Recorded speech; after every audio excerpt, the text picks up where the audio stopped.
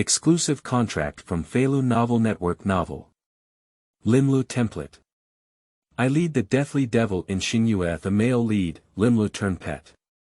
Once one of the 12 magic families, but now it has declined.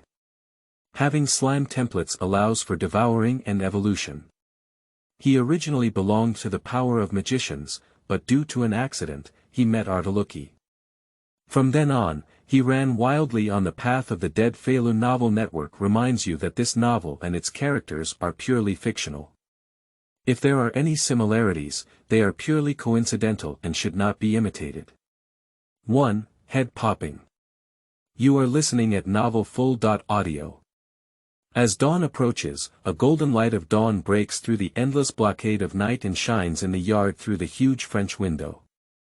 The water surface of the swimming pool, which has not been replaced for many days but is still clear, ripples with a trace of shimmering. The embroidered curtains with golden patterns finally did not block the glimmer of light, shining on the face of the young man curled up on the bed with a hint of elegance. The light blue hair was long and flowed down like a waterfall, gently falling on his shoulders. A few strands were scattered everywhere due to the dishonesty of the night, like blooming sea roses. If not carefully examined, many people may think that this is a noble princess. And in fact, the long eyelashes trembled slightly, and soon the boy opened his eyes hazily. A pair of golden eyes looked around in confusion. Soon, an angry voice echoed in the room. "Sleeping trough, where is this? Nima." Half an hour later, the boy rolled his dead fish eyes, holding a toothbrush and cup, and looked at his petite figure in the mirror. Shoulder-length light blue hair, agile golden pupils, fair and slender arms, and delicate face. It looks like a girl no matter how it looks, but it's not surprising if it's just this name. There are many fragments of memory in my mind, but the clearest one is still his name. Limlu Turnpet. In my memory, this seems to be the protagonist of an anime I once watched to pass the time, which means, is this the world of anime? I'm not sure about anything else, but I seem to remember that Limlu, this thing, seems to be slime. As he raised his hand, lines quickly lit up in his hand, connecting his arms to his heart. For a moment, half of his body emitted a faint blue glow, beautiful. While on his hand, a water ball condensed and slowly turned into solid ice, which came from instinct and memory. Limlu glanced at the surroundings and then remembered the scattered memories in his mind. In the vast mansion and villa, there was only one person alone, not even a servant. The reason was simple, because in his memory, the Entister family was now the only one left. Slim, just slim. What kind of ghost is this family destroyed? But this is not the most important thing. Limlu looked at herself in the mirror, frowning slightly, and most importantly, how did he return to his original world? If it were to be said that in his past life, he was lonely and lived a miserable life, living like a social animal. He traveled through time and time, that's all. But the problem is, he's not. His parents are still alive, with a car and a house, as well as a capable younger sister who is as capable as a brother.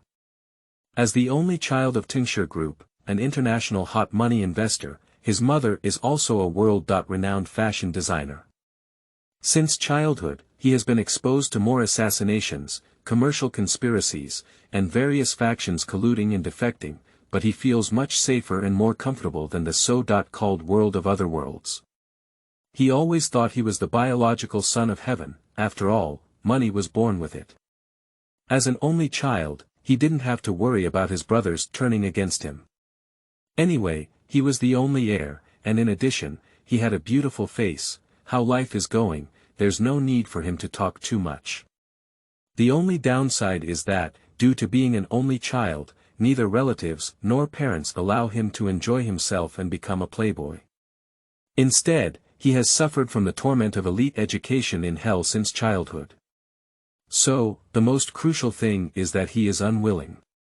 After enduring 25 years of education since birth, I finally obtained a master's degree and happily plan to go back and inherit my family business, beginning to pursue hedonism.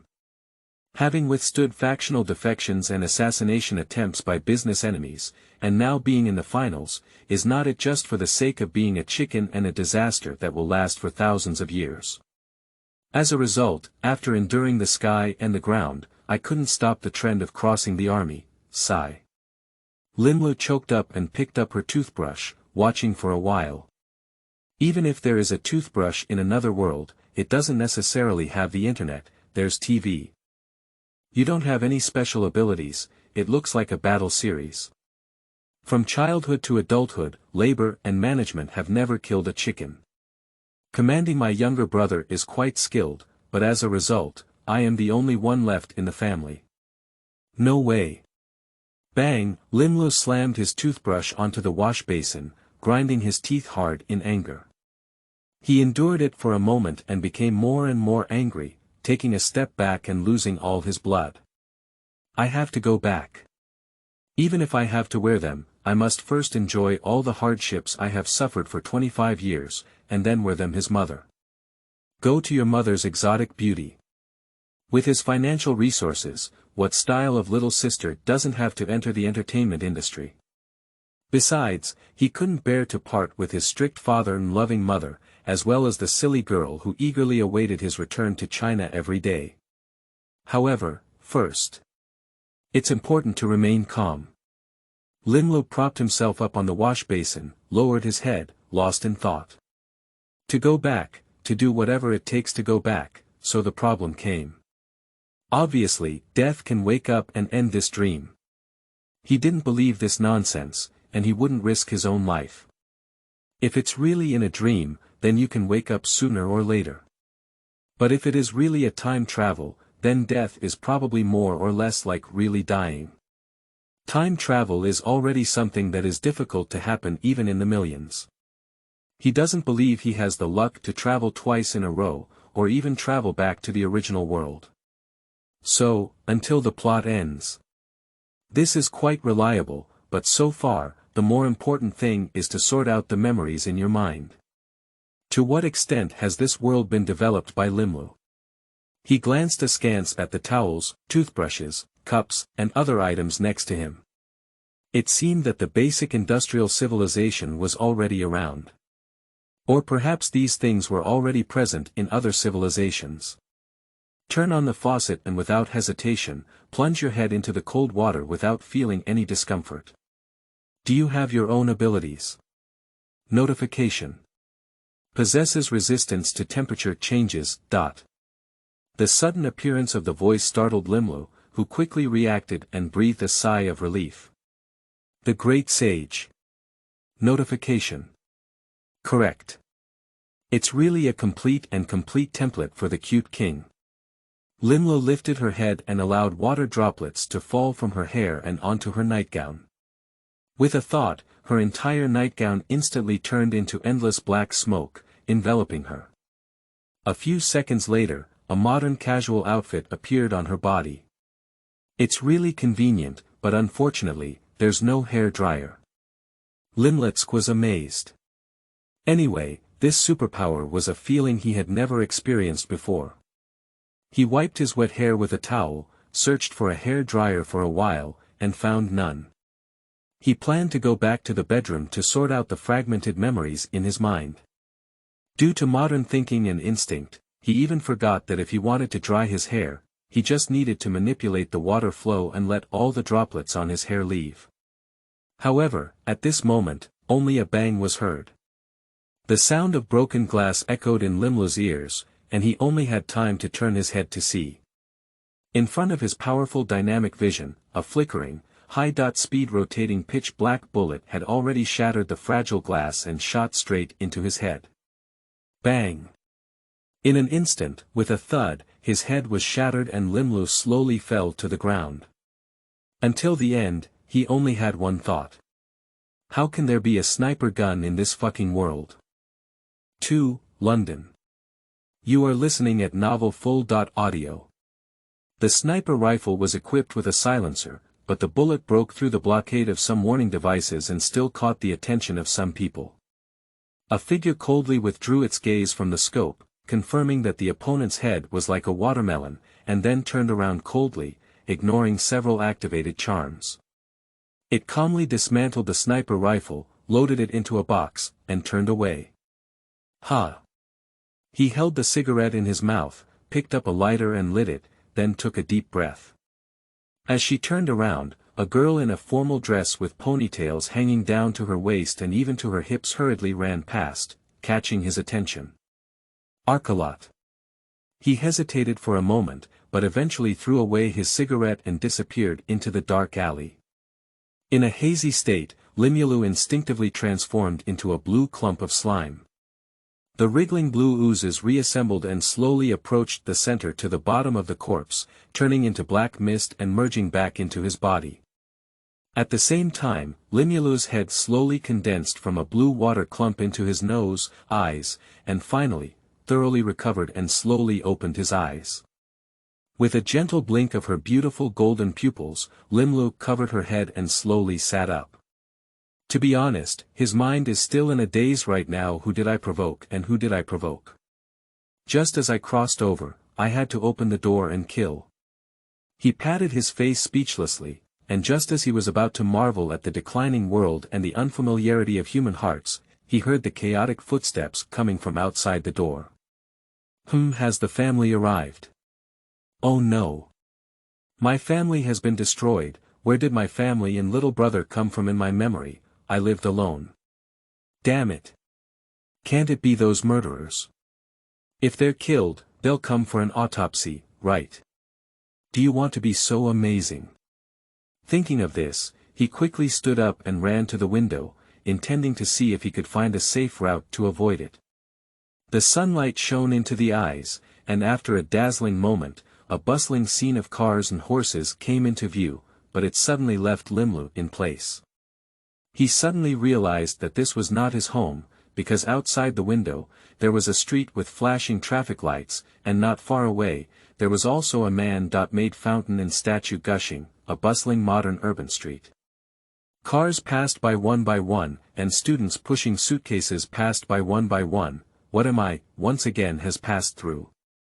Lim looked around in a daze, stepped back 2 steps, looked at the retro-style chandelier, the high-grade wooden Simmons soft bed. Is it just a retro luxury hotel with what I thought was the castle courtyard? Limlu rolled his fisheye and thought to himself, so, is this modern society? That's why there's a sniper rifle. So, is this really a rebirth or a journey? How did Limlu's ability template come about? One question after another instantly surged to my head. During my days, the hotel door was opened with a loud bang, and figures rushed in anxiously. After seeing Limlu's puzzled gaze, I clearly breathed a sigh of relief and said, Your Excellency Limlu, you're fine. Which of your eyes saw that I was okay? Limlu reflexively spoke, and after speaking, he himself was stunned for a moment. Lying down, this instinct, this reaction. As soon as you speak, you're like an old rascal, okay? No wonder you were assassinated, lying down. Cough cough. Quickly coughing a few times to suppress the instinctive impulse in his heart, Limlu secretly decided to take good care of his memory later and see what the original host of this cargo was. Just now, cough cough cough, someone just fired a shot at me. Yes. The vigilante demon has already transmitted the situation back. I'm sorry for startling you so much. The person leading the way was dressed in a black suit, which had some resemblance to the gang leader in the movie, but Limlu always felt that. The other party was very subservient, like a real estate salesman in reality. With a sigh, Limlu waved her hand and said, If you have time to apologize, why don't you go check who it is? Limlu. Before he could finish speaking, a pink figure burst through the door and rushed towards Limlu, nervously saying, Are you okay? You are. Limlu's eyes fluttered as she saw the sweet sweat dripping from the other person's pretty face and the concern on her face. She quickly turned her head and said, How do you know? Sigh, guilt, almost hurt the heart of such a beautiful girl. Although this girl looks a bit familiar. At least this is also our territory. If a colleague is assassinated without any reaction, wouldn't that be too incompetent? The girl shook her ponytail slightly and turned to look at the crowd behind her. She instantly became cold and proud, her pretty face turned into frost, and her tone suddenly dropped. Why was Limlu assassinated within the power range of the clock tower? If it weren't for the monarch's devils, would you still be discussing luxury outside the hotel? Gulu. Limlu could clearly see the leading suit man nervously swallowing his saliva, with a low brow and a pleasing expression on his face. He couldn't help but say, "Miss Arteluqi, please calm down. The Dean attaches great importance to this matter and has informed all monarchs to thoroughly investigate it." The girl squinted her eyes, still feeling a bit resentful, but she understood in her heart that what the other person was saying was true. After all, she was the first person notified by the Dean. On the other side, Lim appeared lost in thought amidst the clouds and mist. It seems that my identity is quite high. Hearing so many people care about her, Limlu felt a sense of satisfaction in her heart, but her brain also spun rapidly. Well, it's also possible that the girl in front of me has a high status and I have some impressions in my memory, Arteluqi. Wait, what did they just say? Clock tower. A monarch. Arteluqi. Arteluqi. Limlu carefully glanced at the girl in front of her, and gradually, her figure quickly overlapped with a tall 17-year-old girl in her memory, Maylidel Arteluqi. I'm a big idiot. Limlu suddenly shook her whole body, ignoring the girl and guards who were still blaming everyone. She opened the window and poked her whole body out. In an instant, the magical perception was like a ripple, sweeping over pedestrians and vehicles on the road, constantly expanding. Great Sage, can we form a map? Notice. The comprehensive virtual structure map is starting to simulate. Streets were projected onto Limlu's retina like phantom models, with a blue cluster icon representing Limlu's position appearing in the middle of a tall building on the street. Immediately after, illusory buildings rose up one after another, and any unit scanned by magical perception was projected onto the virtual 3D map one after another. Zoom out, I want to see the panoramic view. Understand. The perspective slowly widens, and at the end of the street not far away, a huge museum and square statue are slowly depicted. Scan to large barriers, scan to high magic concentration, whether to break through. Will it be detected? Notice. High-powered creatures may perceive magical fluctuations, but it's not a big deal. Notification. Can the biological threat level be projected onto the map? Is it enabled? Breakthrough, open up. Without hesitation, Limlu spoke up. Although it may have been thoughtless to attract the attention of the strong in an unfamiliar environment, Limlu felt that since his status was high enough that someone had come to assassinate him, even if he dared, he would still be in the open, while the enemy would be in the dark. Therefore, it was better to boldly and high-profile understand his current situation before proceeding. Most importantly, he has a reason. For example, why can't he, who was just attacked, scan extensively to find the culprit? Fork your waist. Even if it causes displeasure among the strong, they cannot say anything. Immediately after, Limlu saw that on the originally light blue semi-transparent map, an extremely large area appeared in an instant, located behind the museum. At the same time, dense red dots filled the entire museum and hidden areas. Among the people coming and going on the street, there were also countless red dots representing partial strength. The magic scan continued to expand, the perspective continued to rise, and even the great sage thoughtfully indicated the name of the hidden area, as well as the sudden appearance of a tall clock tower. The clock tower.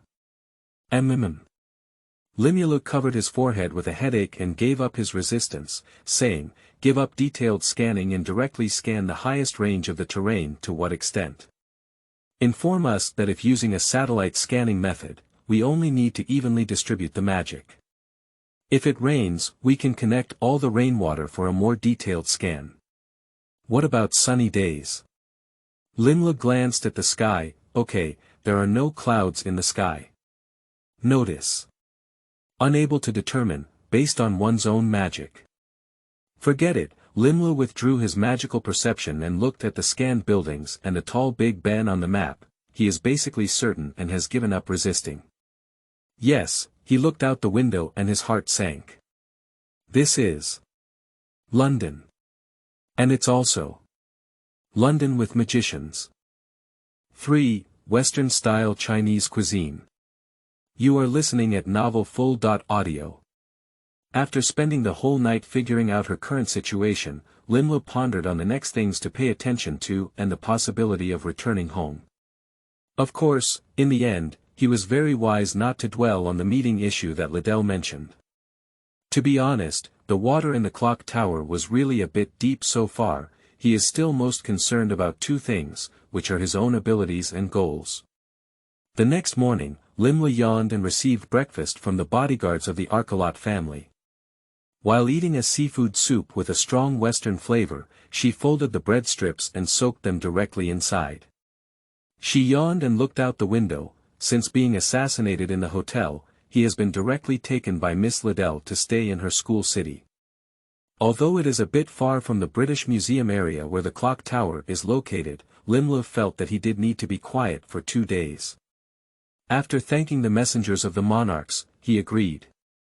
Every monarch has their own academy city, and this academy city is not the one that is said to be on par with Higashiki City and Tennomiya City and is known as one of Japan's 3 major safe cities. At least, there is no gun sister here compared to the dilapidated and Western style of the modern magic discipline city, Sla, inherited by the Queen in the future. Liddell's academic urban style appears particularly bold. With a high level of modernization and industrial operation, the steel buildings seem to be even more exaggerated than the current central London overall. Highlight 2 words. Money. However, it must be admitted that although a large part of the construction of academic cities is closely related to the funding allocated by the Magic Association, as a plant discipline extremely skilled in refining magic potions, Liddell may not be the fattest monarch, but it is definitely not a problem to raise a salaried slime. After a general appreciation of Liddell's urban charm, before Liddell's belly black pink fur, which had been wanting to fail the night raid last night, arrived, Limlu calmed down and began to think quietly. The fragrant white soft bread slowly softened in the thick soup, and the sweet aroma mixed with the aroma of seafood hit Limlu's taste buds. In this, Limlu remained unmoved and examined the lines on his arm. 173 magic circuits. He gently stroked his arm, of which 57 were of the permanent type, while the other 116 were hidden all year round, which left Limlu puzzled. Why? To hide one's talents. But it's not necessary. Although magic circuits determine the speed and complexity of magic flow that can be operated simultaneously, having too many magic circuits can show the magician's achievements to a certain extent, but it is not absolute. Because magic circuits are not magic imprints, they determine the type, number, and knowledge of magic you inherit. Moreover, magic circuits cannot be plundered like magic engraving, and theoretically there is no need to hide them. So, Limlu is more inclined to believe that it's not about hiding, but rather not about using it. Yes, I don't need it. Kangzaki Orange has over 30 magic circuits, and Ichiro Omiya only has 27, which is enough to achieve a pervert like Red A. The excessive number of magic circuits can only indicate that Limlu has a high physical limit, but cannot directly increase his strength. After all, if you really want to say more. In Limlu's opinion, 173 items are not too many. According to the magic level of Ichiro Omiya, who only has a magic level of C, the magic circuit of A++ in Kuyuen Temple has beads that cover every part of the body, and even the bones and organs are engraved with magic marks. At best, he is just a scumbag with a comprehensive magic level of around A. The inheritance of magic engraving is not a problem, as a large number of water magic and imaginary magic are combined, allowing Limlu himself to master the application of ice, mist, and some conceptual magic. Overall, there is nothing particularly special, no broken magic system, no specialized magic circuit, and no unique magic faction inheritance in the end, Limlu could only comment that he had not received any serious development of the jade. However, it's also because of my predecessor's laziness that I was able to try my best to shape this body into a suitable one for myself. Limlu pondered for a while, but still asked the great sage. Has my imaginary and water attributes really not been influenced by my own talents? Notice. No, but it cannot be ruled out that magic may undergo unreasonable mutations after receiving talent blessings. Is that so? Limlu nodded, and the reason why he was not in a hurry was still because of the talent brought by the awakening of the Limlu template itself. Slim's racial talents include division, mimicry, and rapid regeneration. Physical immunity, lightning resistance, and other template bonuses, as well as the ability to learn quickly through the great sage, and most importantly devour and evolve. A type of self-destructive ability, if deeply trapped, will be dominated by greed and power. Limlu took a deep breath. He didn't want to become a lunatic who couldn't help but want to eat the other person at the sight of a good ability. At least, compared to the mixed and not refined road of mixed flavors, he preferred to be like the thick soup made by the 5-star chef on the table in front of him. After concentrating the ultimate essence, it highlights the unique taste buds of seafood. Find a suitable path for oneself, and then walk down, and this path, which Limlu can temporarily think of, is the spatial system. How to break free from space and find the coordinates of his own world when he wants to go home is a path he cannot avoid no matter what.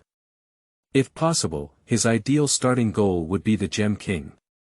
Well, it can also be said to be the ultimate goal. Great Sage, if I fall into the root cause, can you pull me back? Notice. Unknown, but if given enough time, you can eventually swallow it. Enough time. Limlu squinted her eyes, her golden ones piercing through the mist shrouded in smoke, a bit dazed suddenly. With a loud bang, the door was opened with a pink figure in high spirits. Limlu, how are you resting? Blue-haired Tuanzi, who was lost in thought, turned back helplessly and whispered, can't you knock on the door first? What if I do something inconvenient inside? Not convenient. Liddell tiptoed up, her pink ponytail flicked, and excitedly probed Limlu's room to sniff her nose. However, only the faint aroma of seafood soup drifted into her nose. Chi. What's wrong with your disappointed gaze?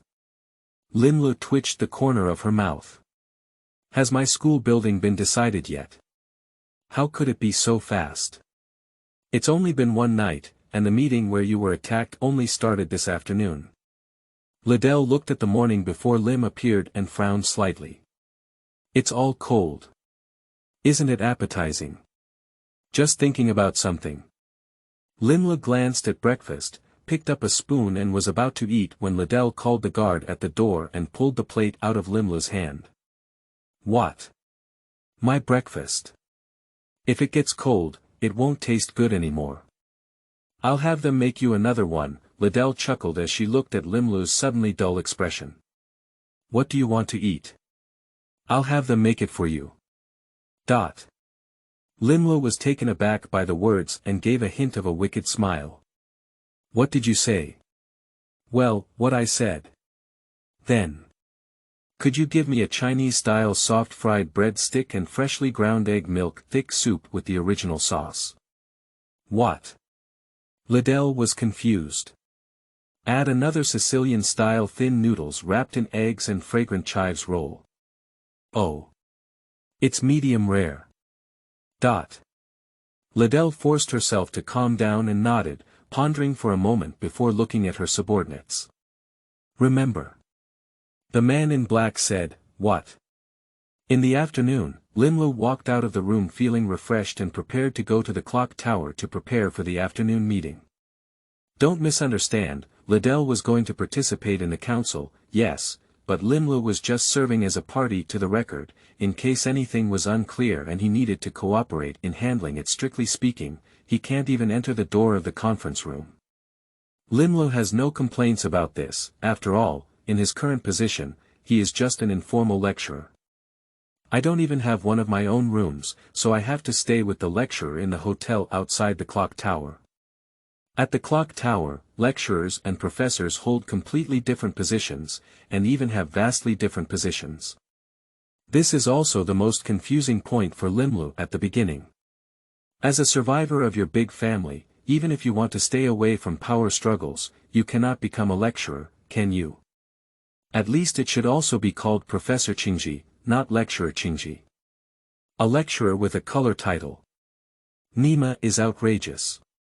If Limlu had suffered such treatment here before, he might have just left this broken clock tower without waiting or saying a word. However, according to Liddell's later words, he realized that it was not the dean who refused to give him a position, but his predecessor who refused to so. When she found out that Limlu was willing to let go and become a professor this time, Liddell was happy all night, and the next morning. It made it difficult for the kitchen all morning.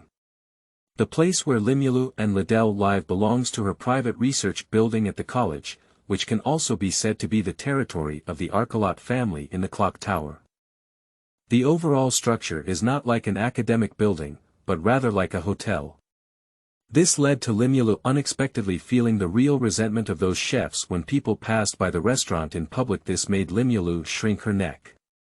Isn't it just a fermented sour milk made from ground mung bean? Wow, gold, deep-fried dough sticks and fried Chinese leek dumplings. As a 5-star chef, you don't know how to cook. After learning for a while, you still don't taste good. I didn't even say how you are. Liddell didn't care about it at all. After all, Limlu pointed out an unqualified aspect to her family's chefs, which was that they didn't know much about Chinese cuisine. Limlu likes to eat Chinese food, this should be remembered. After Liddell went downstairs, she lit up the pink Lamborghini car key, opened the car door, caught fire, and left the car in one go. Then she stood in front of Limlu, handsome, and automatically opened the rear raised car door, giving Limlu an illusion. It's as if he didn't live in London in the 1980s, but in the 20th century without any magic. I wanted to ask yesterday, most magicians are considered tech idiots, right? Limlu sat in the passenger seat, carefully watching the traffic flowing outside the window. After breaking through the hidden boundaries of the academic city, he had already fully integrated into the world of London. But what surprised him was not this car. After all, the social level of developed countries in the late 1980s was not significantly different from today. Apart from the modern information explosion, lifestyle and objects have actually entered a period of slow stagnation. The only change is the rapid elimination and replacement of hardware facilities due to the progress of the times. What surprised him was that Liddell actually could drive. And watching her occasionally high-profile overtaking and racing seems quite proficient. So how long haven't you been paying attention to me, this guy? Upon hearing this question, Liddell was obviously quite dissatisfied. At least I can be considered the closest friend around you, right? Faced with this fatal problem, Limlu wisely remained silent, sigh. For some reason, Liddell felt that after being attacked, although Limlu's emotions and behavior had become much more cheerful, as if she had become enlightened. It seemed to have become much smoother, and she didn't know whether it was good or bad. Not all magicians reject technology, but most traditional magicians don't really like modern appliances. Liddell didn't explain in detail, only briefly mentioned, at least our Arteluqi family owns most of the shares in companies around the world, so we'll pay some attention to it. This sentence left Lim speechless in the car for a whole 10 minutes. He suddenly realized that even if he didn't go home, he seemed to be able to live a good life. Oh, this damn capitalist rich woman. However, to put it this way, Limlu's thoughts have not wavered. After all, being familiar with his family and lifestyle in the 25th century will bring him a huge sense of disconnection and discomfort in this world. The botanical monarch representing the Witch of Coal, and the students of the magic school Yumina, saw the tall figure parked in the parking lot from afar at first glance. At the same time, getting off the car with her, Limlu, who was several blocks short in height, immediately caught everyone's attention. A chattering sound came. Hey! Has Professor May accepted students again? What kind of student?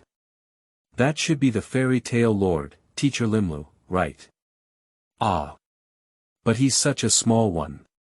He looks so cute. Pop. Lim popped a cross out of his head and looked at Liddell, who was trying to suppress her smile, with a black face. You did it on purpose, didn't you? How could it be? Liddell quickly shook her head and denied, but the smile on her face clearly betrayed her thoughts.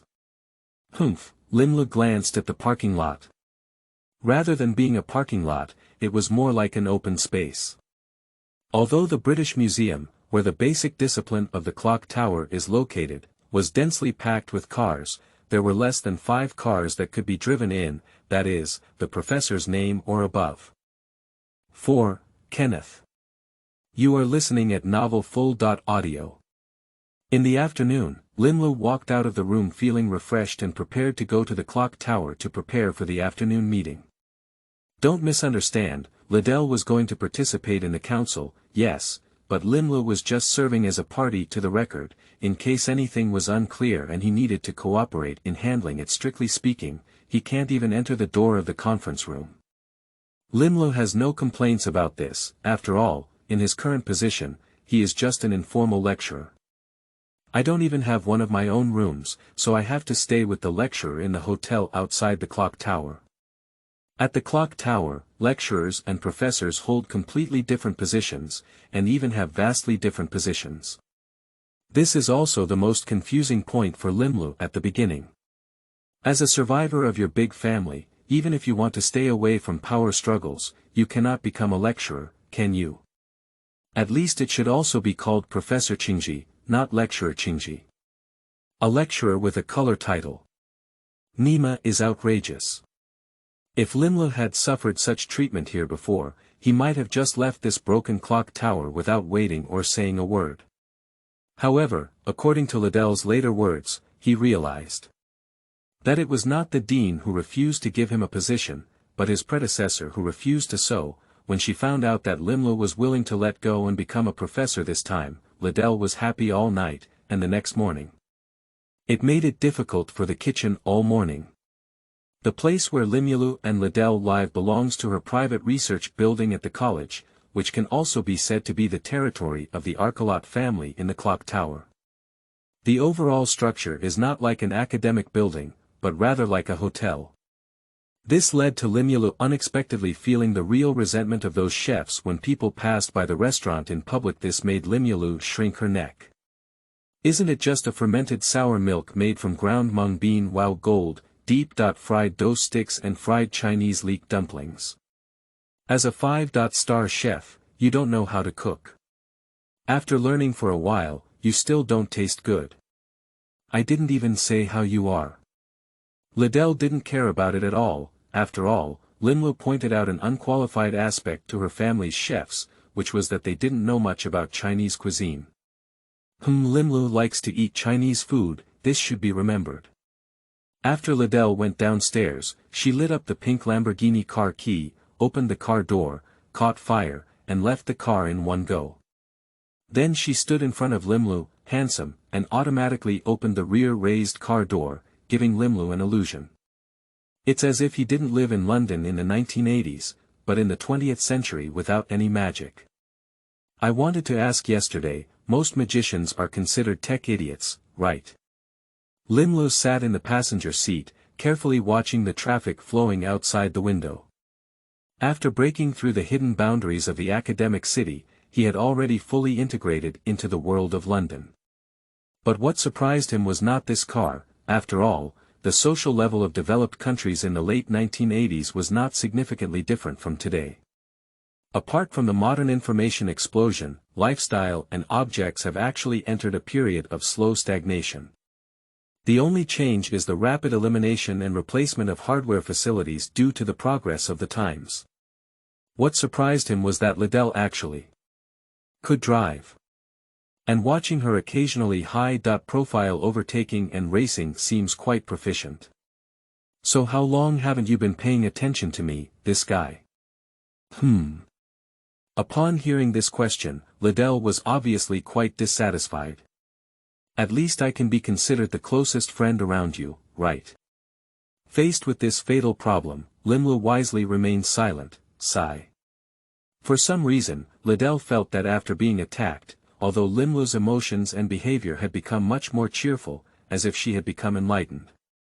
It seemed to have become much smoother, and she didn't know whether it was good or bad. Not all magicians reject technology, but most traditional magicians don't really like modern appliances.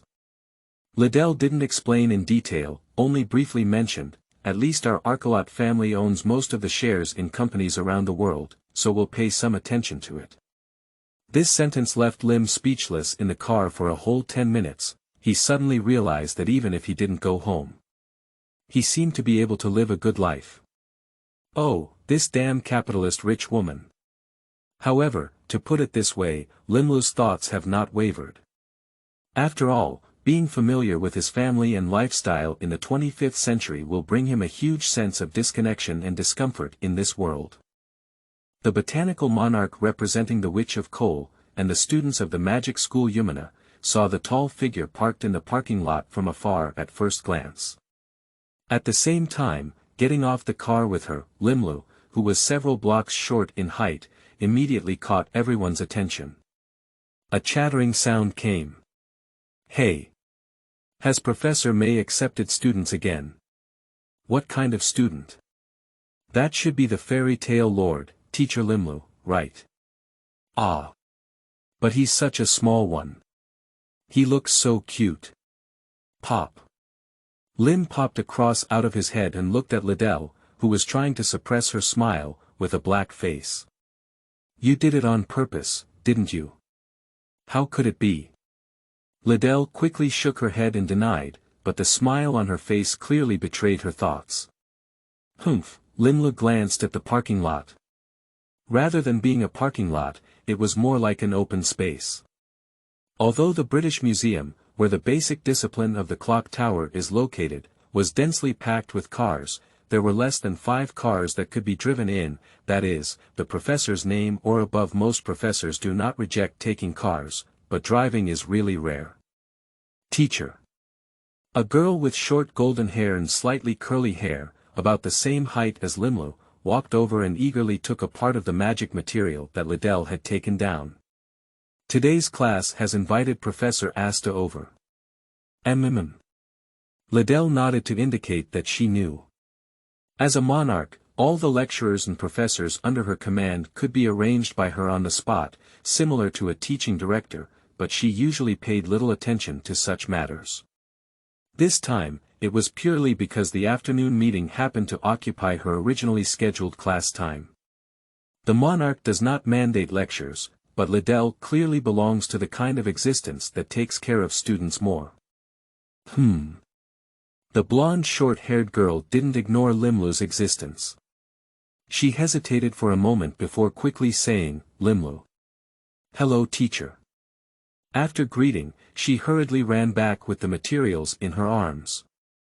Limlu searched for a moment of memory and quickly remembered the identity of the other person, Lena Liliko, who was one of Liddell's nominal students and had some witch bloodline. What's going on? Liddell took 2 steps and suddenly realized that Limlu was still looking at the back of her own students. She chuckled lightly and said, speaking of which, you should also enroll students, right?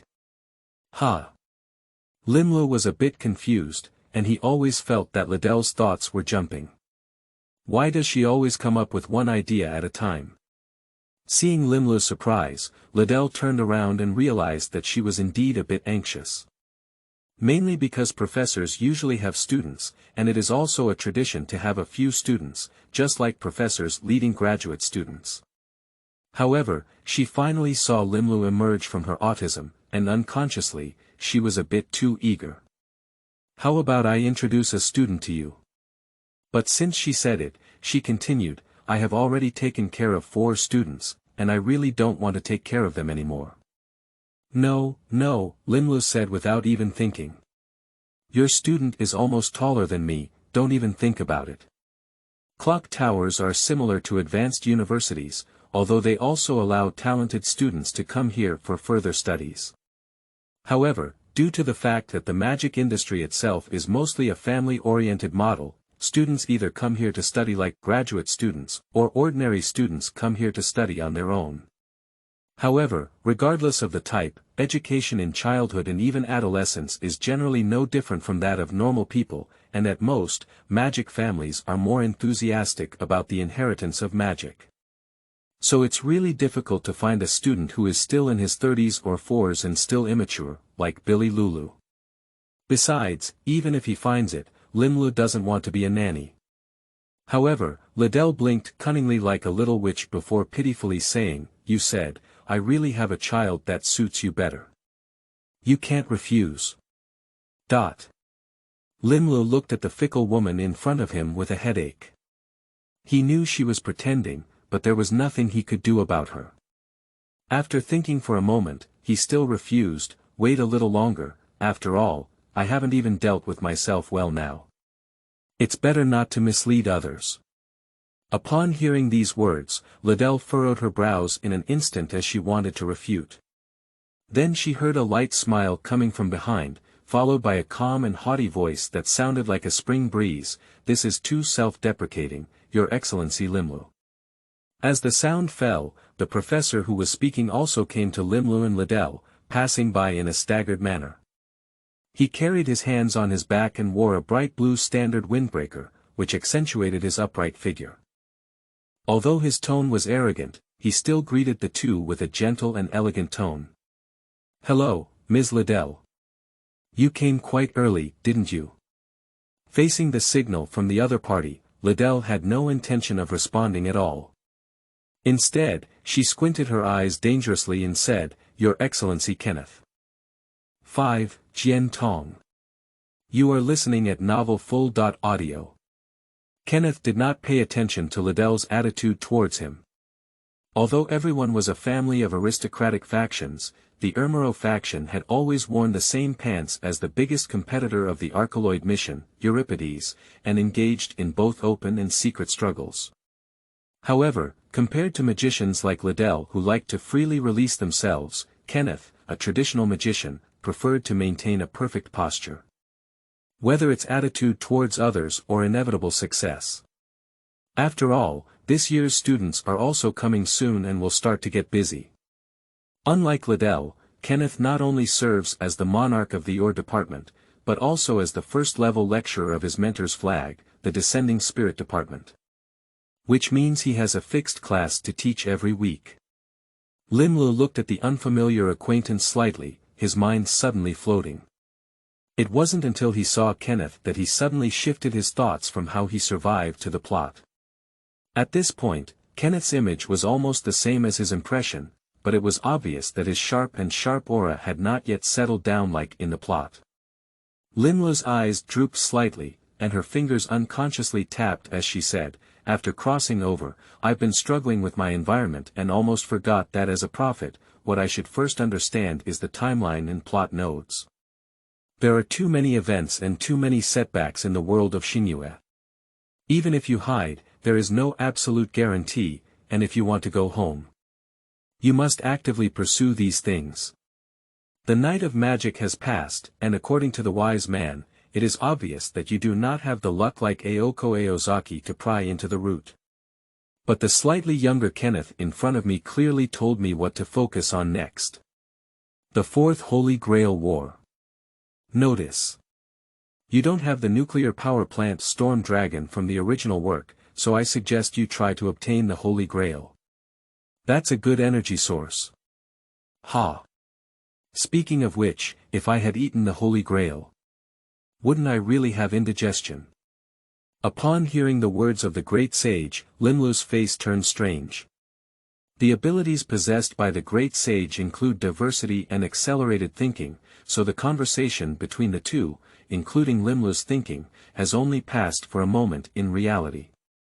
At this moment, Kenneth, who had greeted Liddell, once again turned his gaze to Limlu, who was also somewhat absent-minded. He curved his lips and interrupted Limlu's thoughts, saying, "Your Excellency Limlu, it is better to say less about misleading people. After all, as the Entester family has inherited decades of magic knowledge, even if he only taught them a little, it is enough to make them grateful. Speaking of which, if you're worried about the quality of your disciples, there are a few talented little ones in our generation of Archibald family. He didn't continue speaking, but the meaning was self-evident. Ah! Upon hearing this, Limlu was slightly confused.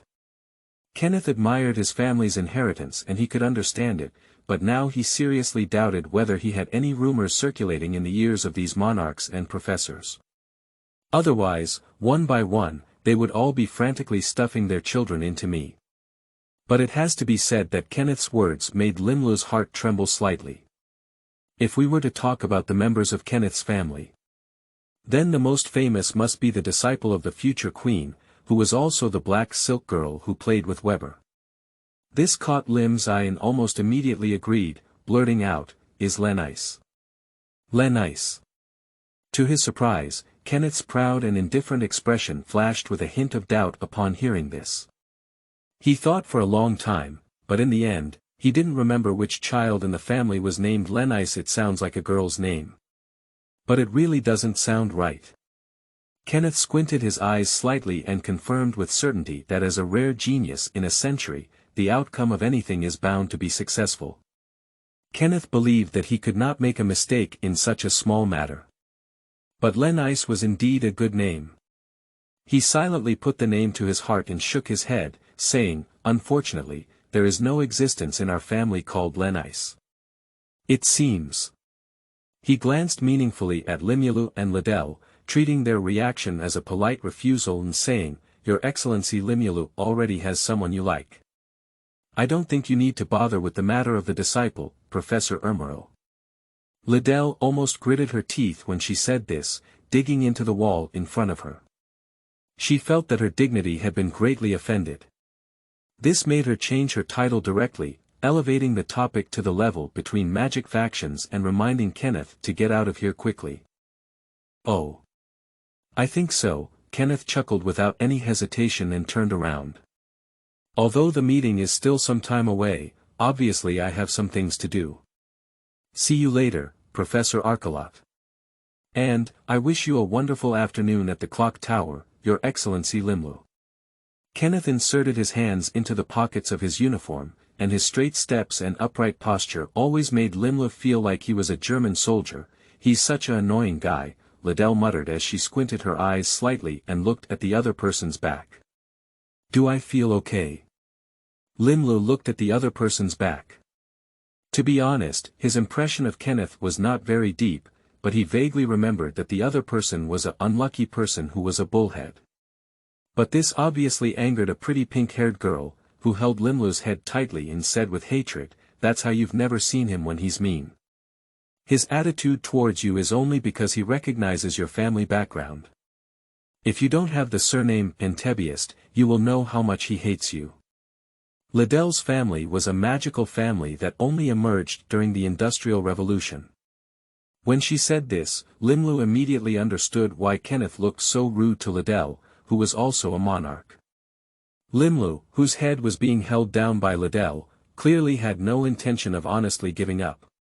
He pulled his head up and blinked his eyes curiously, saying, "So, my position seems to be higher than yours. You guy." Liddell exploded in an instant, disregarding being in the hallway of the clock tower.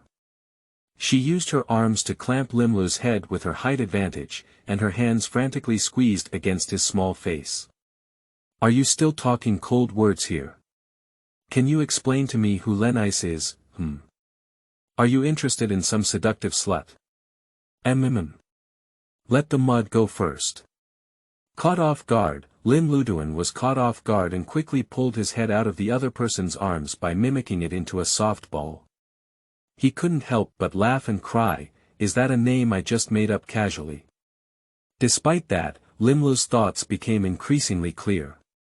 Kenneth's reaction indicates that Lenice has not yet been born. In other words, Sakura and Sakura Osaka, who are about the same age as Lenice, have not been born either. Really? Liddell looked at the blue-haired bun that she had coiled up like a bird's nest, feeling much better for no reason. I see you seem to be very interested. If you really have your own plans, I won't interfere. Really? Limlu shook her head gently and looked at the increasing number of students around her casting a soundproof magic before continuing to walk forward. Speaking of which, Kenneth's push of students towards me is not afraid of causing Eurofy's dissatisfaction. How could you ask that? Of course not, Liddell said strangely. Kenneth is the successor of the Umalo faction, and it doesn't mean his family is the Umalo faction. The Archibald family itself has magical imprints. But the Archibald family is actually. That's it, Liddell said disdainfully, smashing her mouth. If it weren't for Kenneth's genius, this family would probably not have been known. That's why I can't understand Kenneth's arrogance in disdaining other people's families. Although that's the case, it's clear that when it comes to measuring Kenneth's family lineage now, Archibald should not be used, but rather Elmero. Limlu felt helpless and muttered inwardly. After all, although it is a family lineage, in reality, the family lineage referred to by magicians is generally based on magic imprinting, rather than blood relationships. In addition, magicians can only inherit their imprints from one person, which leads to a scarcity of magicians who choose to spread their branches and leaves. This makes it easy for magic aristocratic families to have their own bloodline unable to inherit, and thus seek other people as family lineages to pass on. In other words, if there are no descendants of the Elmero faction who can inherit the talent of magic engraving in this generation, and Kenneth inherits it, then Kenneth will be prioritized as a member of the Elmero family, followed by Archibald. Ah. But looking at the girl who was starting to get angry again, Limlu wisely closed her mouth and then began asking another question he was concerned about. That. Liddell duck. Say. This year. Which year has it been? Liddell. What? The next moment, Limlu only felt an extremely gentle touch coming from his forehead, and Liddell caressed his head with a worried expression on her face. Limlu. What are you doing? Limlu looked up discontentedly and saw Liddell's seemingly idiotic gaze, muttering, "There's nothing wrong with it." Limlu only felt a slight sadness. To be honest, he didn't want to ask such a question. But in this era of decline, smartphones have not yet appeared, and even the internet and computers are still DOS systems, not to mention billboards and time reminders that can be seen everywhere in later generations. He had tried his best to pay attention to the surrounding environment, but in the end, he could only infer that it appeared in London in the late 1980s based on the age of Liddell, which had been 7 or 8 years since Witch's Night. What can he do? He is also very desperate. Fortunately, although Liddell didn't quite understand his pain and sourness, she at least answered honestly, in 1987, what happened? 1987, the Fourth Holy Grail War was in 1994. Most people believe that the Fourth Holy Grail War was in 1990, and Baidu Baiki should also be at this time. However, after the UBW version, it was stated that the Fifth Holy Grail War was in 2004, and the second episode of the previous workzor also mentioned that Clinton was already the president at that time. Clinton took office in 1992, so here we set it in 1994 to prevent misunderstandings. Limlu's brain quickly spun as she obtained an accurate answer, and she quickly felt a bit disappointed while also letting out a sigh of relief. Disappointment is due to the fact that there are still 7 years left until the Fourth Holy Grail War, which is quite a long period of time. This indicates that within 7 years, he must develop profusely because the prophetic knowledge in his mind is of no use. He breathed a sigh of relief, naturally because 7 years have grown, but it can also be considered sufficient development time. The only thing that left him somewhat disappointed is that it also means that he needs to stay in this world for at least 7 years. 7 years, a person's life has several 7 years. Looking at Limlu's expression, she suddenly breathed a sigh of relief and then became disappointed. Liddell became increasingly puzzled and said, "Is there anything wrong with this time?" "No, it's just a sudden thought of something." As the two gradually delved deeper into the interior of the clock tower, the already scarce students became even sparser. "You say. Is it difficult for you to help keep an eye on a magic family? It depends on which magic family it is. Liddell paused in her tracks and looked at Limlu with a serious expression on her small face. If it's someone like Kenneth. No. It's just an ordinary aristocratic family in the Far East. It used to have some reputation, but it has declined. Limlu blinked and paused slightly. Actually, it doesn't really matter to me whether or not I stare at the other person, but if I don't do it, I always feel a bit uncomfortable. The land of the Far East. Liddell fell silent for a moment. For some reason, she suddenly thought of her good friend, a Xingyue temple who likes to wear black dresses. She was indifferent, had black bellies, and had pearls. She cast a skeptical glance at Limlu, wondering if he had intended it. After all, compared to Jian, who has a great say in the Far East, the Arteluqi family headquartered in England is really too weak. Even if one is a big capitalist in the city and the other is a poor gentry in the countryside, but the mountains are high and the emperor is far away. But on the other hand, everything else can be done, except for the matter of Limlu. Liddell really doesn't want to give it to her childhood friend, but if it's just an ordinary magician, it shouldn't be a problem. Liddell muttered to herself, if it's a big deal, I'll use the name of a concert to personally go. Did you misunderstand something? Limlu saw the other person lost in thought and began to plan how to enter the Far East. Liddell quickly blocked her, I'm just asking you, and I'll ask you to help keep an eye on it. As for the rest, I have my own plans. Good guy, let a monarch kill early in Dongmu City. Who knows if the Holy Grail War will change anything, just staring. Liddell continued to stare at Limulu suspiciously for a while and whispered seriously, really, Limulu, I'm serious. If they provoke you, believe me, and just destroy a magic family in the Far East, it's like blowing a sigh of relief for Arteluqi, or for your former impeached family. So, Limlu, Liddell's eyes flashed with a hint of coldness and arrogance, if someone tramples on your authority, there's no need to endure, even if it's bloody. Looking at Liddell, who was very serious, Limlu felt a hint of warmth in her heart, but still touched the cold sweat on her head and said speechlessly, it's not that serious, it's just that there's something I need over there, but now. It's not the time yet.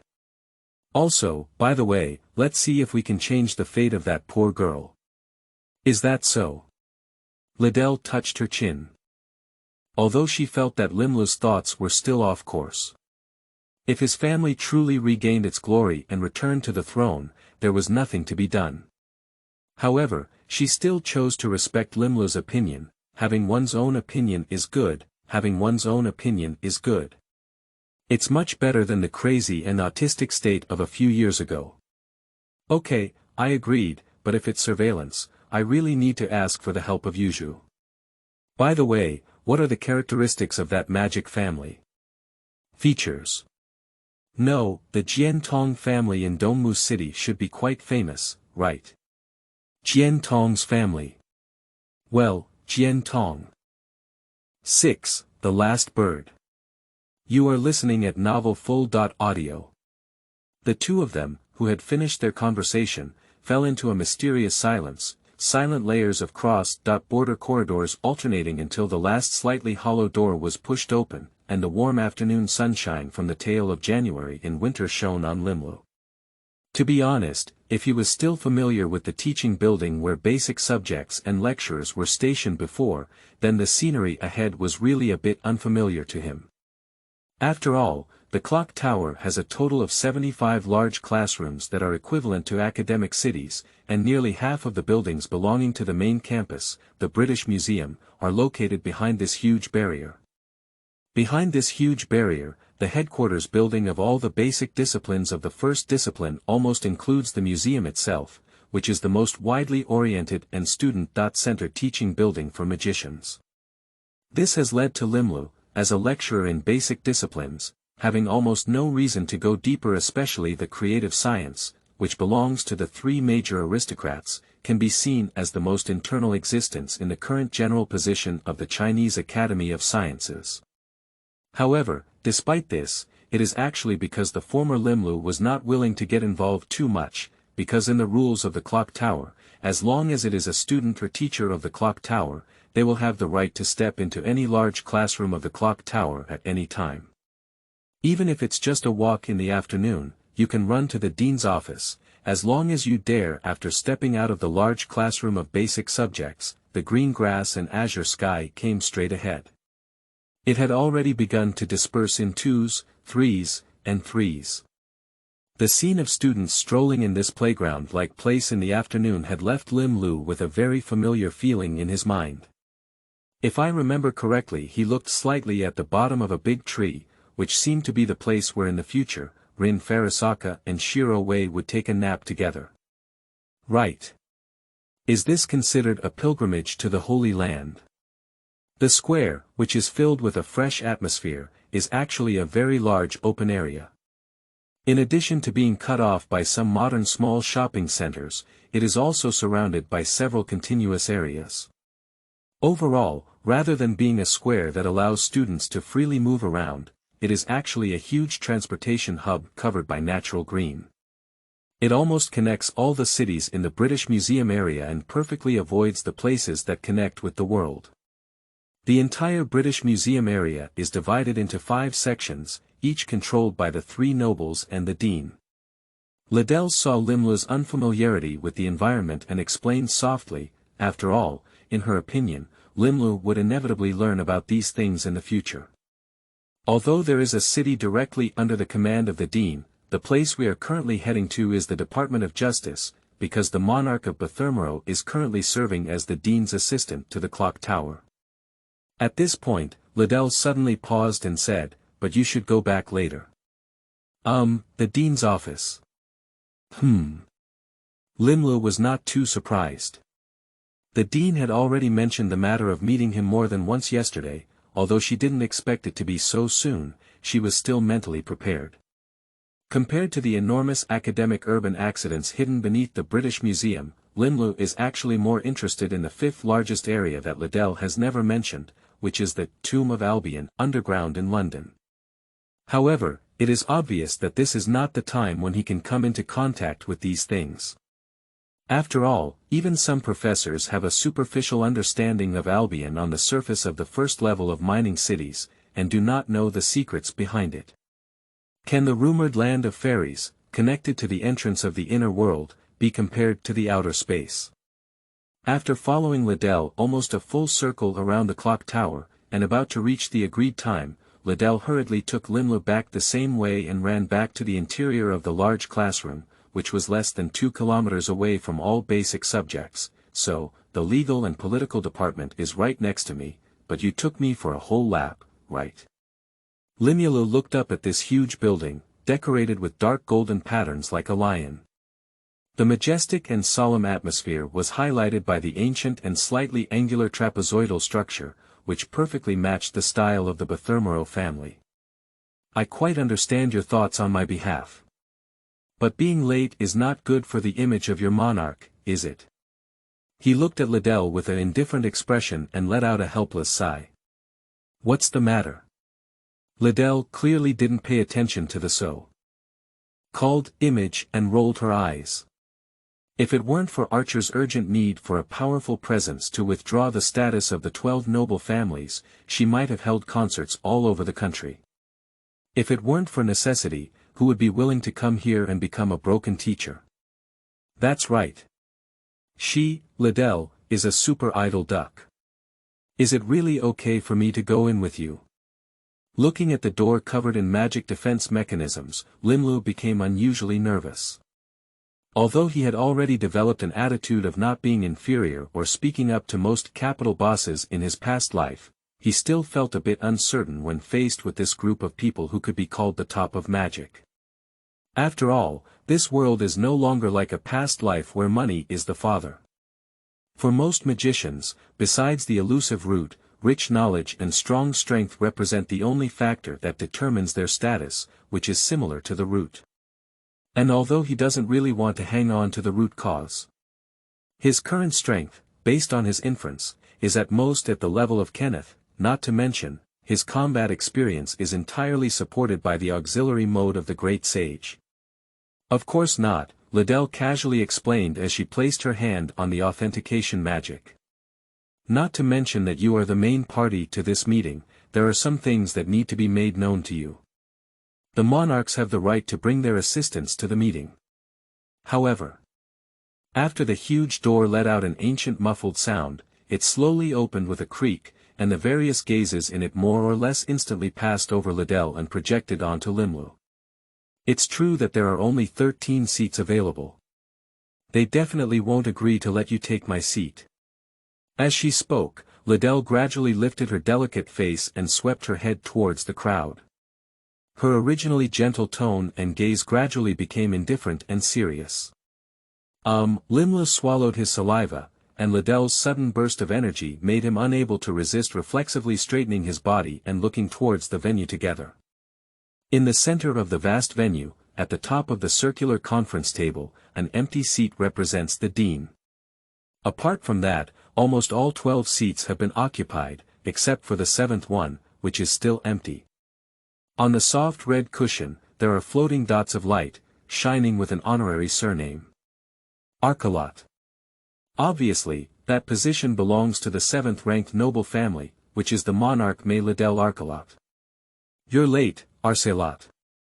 The crowd either looked at each other or closed their eyes, but only a young woman sitting upright next to the top seat spoke, her tone mixed with unquestionable oppression. Limlu carefully glanced at her high ponytail, paired with the opponent's soared eyebrows and cold facial features, gradually overlapping the image of this exceptionally strong woman with Limlu's memory description. This should be the Lorelei of the Bathermero family, who doesn't seem easy to get along with Limlu, who received elite education and inheritance-style training from his past life, immediately began to habitually analyze his personality, the possibility of making friends, and his weaknesses if he were an enemy. The elite consciousness is strong, and the typical style of a strong woman is quite easy to target. However, the other party is a typical aristocratic, and the principle of prioritizing their own family when dealing with things has started to give Limlu a headache. This family-oriented personality naturally discriminates against other nobles without reason, just like black people wanting to make friends with white people who prioritize racism. It is not impossible, but the level of difficulty can be imagined. Leaving aside the highly secretive assistant dean for the time being, Limlu slowly followed Liddell into the meeting and began to scrutinize the others. Anyway, we arrived early and didn't have much to say, did we? Perhaps accustomed to Lorelei's personality, Liddell didn't show any fear, just responded softly and walked straight to her seat, while responding in a friendly manner to several monarchs who nodded at her, nodding in greeting. The meeting of all monarchs inevitably involves the struggle between certain interests and factions, so even if their private relationships are good, every monarch will try to maintain seriousness in such a meeting and wish to show absolute neutrality, and no one will help with their public nature. Just like when it comes to online matchups, most people would first add the phrase, pure passersby, not fans, not black, which is both fake and necessary. This leads to even supporters or better factions not chatting casually during meetings, resulting in monarchs only having boring eye contact or simply closing their eyes to rest even if they arrive early. Just like the old fox of Tranbilio who is currently in second place, it feels as if he has fallen into a deep sleep, as if an old man in the twilight seems to have no threat. But if you know the bottom of it, you will know that this old man is the most unshakable authority of the clock tower today.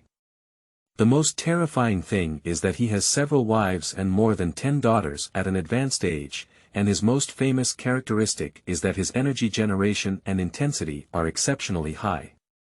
In other words, it is exceptionally long-lasting, with amazing resilience.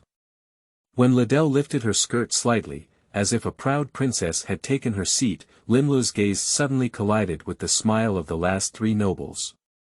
This not only made him feel no relief, but also a sense of oppression. That is Enolai, the teacher of Tsangchi Orange, who is also a terrifying presence who strongly demands the designated seal of Tsangchi Orange with his own hands.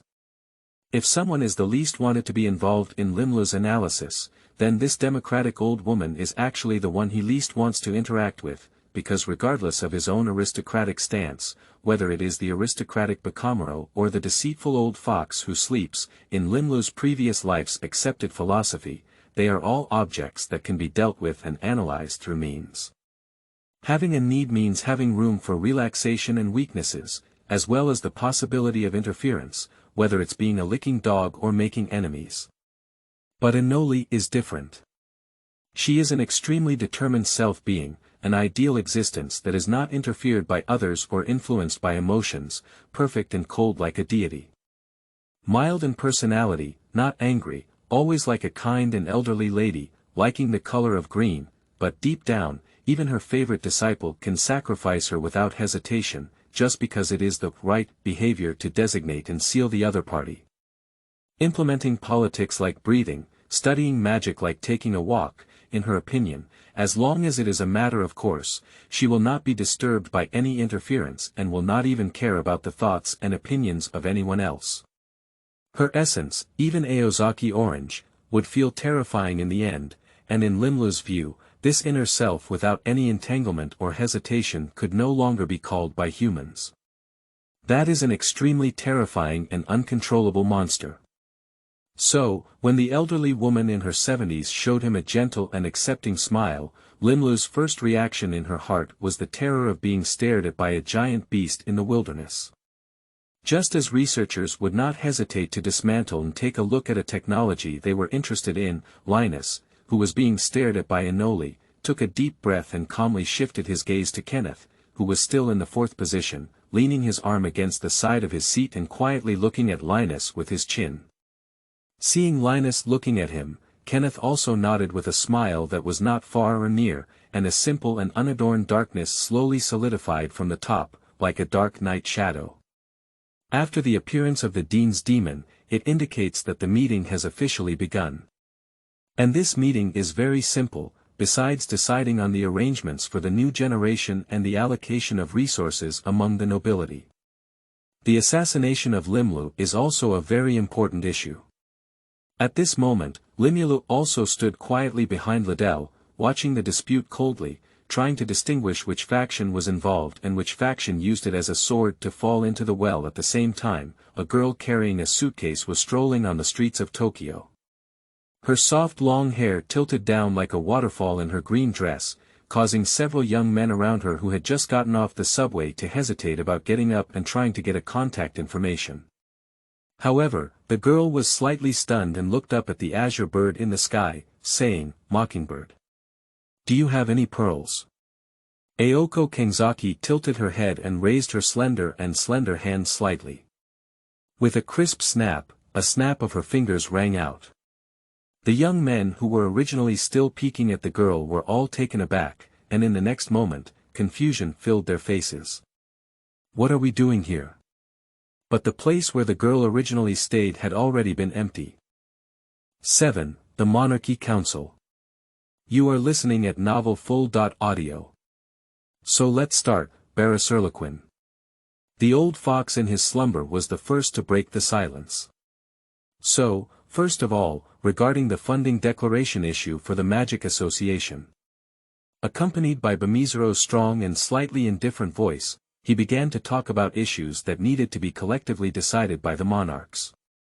Limlu's mind also gradually shifted from listening attentively at the beginning to a state of drowsiness, with his eyes staring blankly at the ceiling.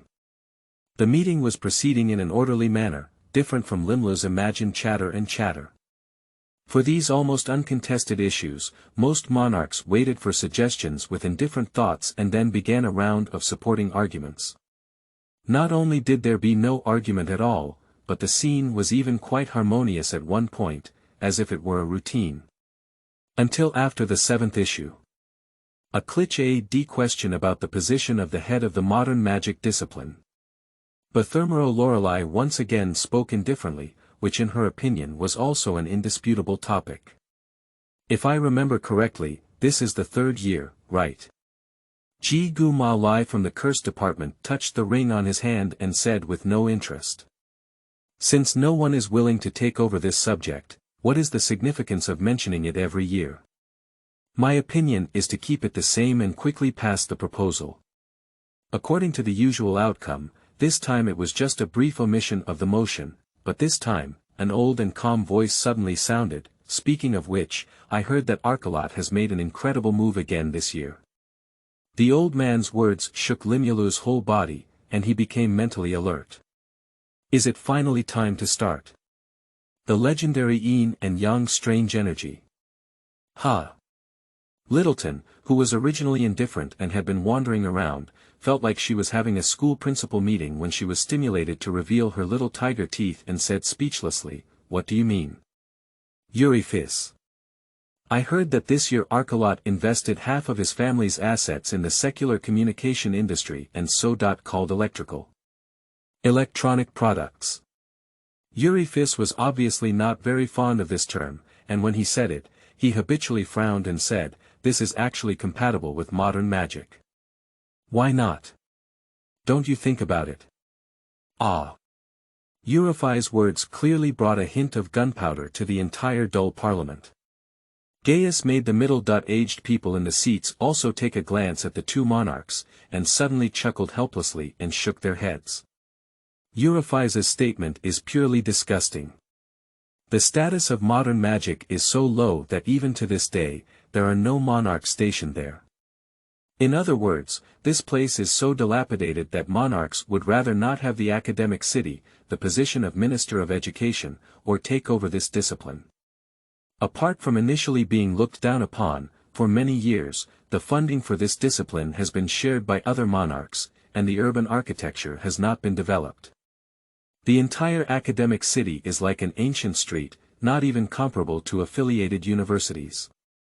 If you accept this city, not only will you not be able to eat, but you may also have to put a lot of money inside. After all, students have to spend money on research and so on. Don't think that magicians are not short of money, they are just not short of small money, and the magic family has a considerable patent fee protection, but think of Rin Osaka, a magic trick is a gem. You'll know why the Osaka family lives in a castle and has to go out to work. And besides being a coal-rich dog tycoon, what other monarchs envy the most about Adele's Arteluqi is not only her ability to make money from the secular world, but also her control over the fat and oily department known for her magical potions, the plant course. They can't bear to make money from the secular world, but this plant course. They have been envious for a long time. Since he owns the fertile field of the plant class, Arteluqi naturally doesn't need to interfere in the mess of modern magic, and Eurifis probably doesn't want to use this mess to pry people's position in the plant class, just to disgust Liddell.